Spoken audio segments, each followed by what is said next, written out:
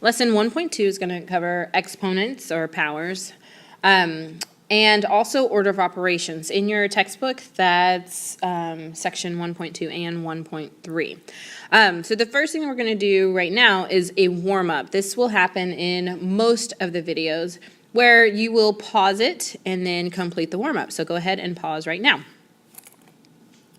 All right, let's talk about this warm-up.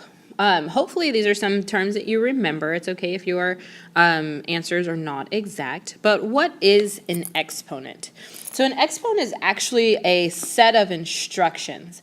And what it does is it tells you how many times to multiply something to itself. So for example, if I had x to the third, that 3 is not the value of 3, but a set of instructions that says take the x and multiply it to itself 3 times, which leaves me with x times x times x. And so here my base of x is multiplied to itself 3 times. And so it just tells me the number of times the base is used as a factor.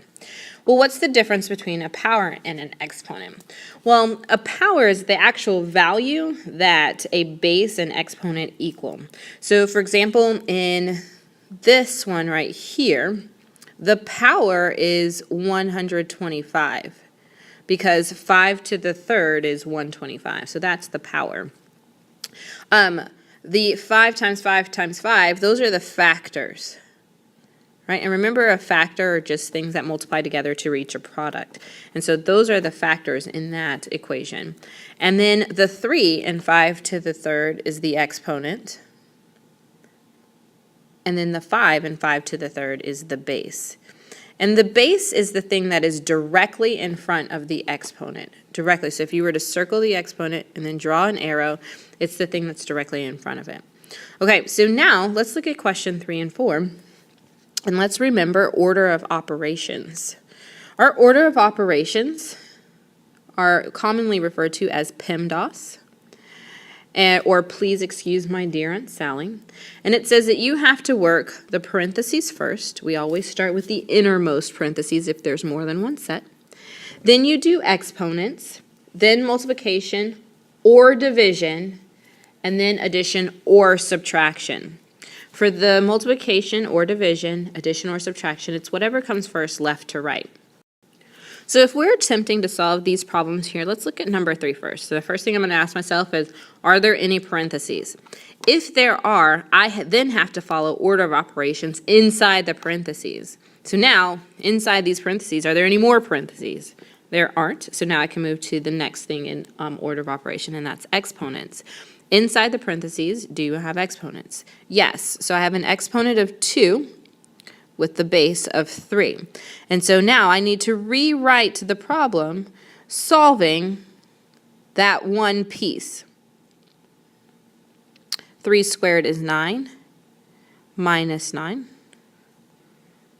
Now, do you have to rewrite this? No. But again, kind of like what we talked about in class, if you don't show your work and you don't practice it, it's going to be really hard for you to find the errors and figure out where you made a mistake if you made one. Now I can continue to evaluate this. 21 minus 9 is 12. And then 5 times 12 is 60. And I've evaluated that expression using order of operations. Again, showing your work is really, really good. You do not want to get in the habit of not showing your work because you can't find those errors. Let's look at number 4. I have a large set of brackets, which are treated like parentheses, and then an inner set. So I've got to start on the inside. 12 minus 7 is 5. And then I'm going to rewrite the problem. I rewrite the problem because it helps me with my organization of the problem to make sure that I've conducted all of the steps. Now I go back on the inside. Do I have any exponents? No. Multiplication or division. I've got some multiplication right here. 3 times 5 is 15. And then I rewrite the problem. You can do this however works best for you. But I am telling you, I promise this is the best way to show all of your steps and find those little math errors in case you need to. Now I've got 2.5 times, I'm sorry, plus 15. 2.5 plus 15 is 17.5. And inside the parentheses is now solved. And so the very last piece that I need to do is the 7 times 17. 7 times 17.5 is 122.5. For things like this, feel free to use a calculator, but it's also really good to go ahead and practice not using your calculator if you need to. Okay, next.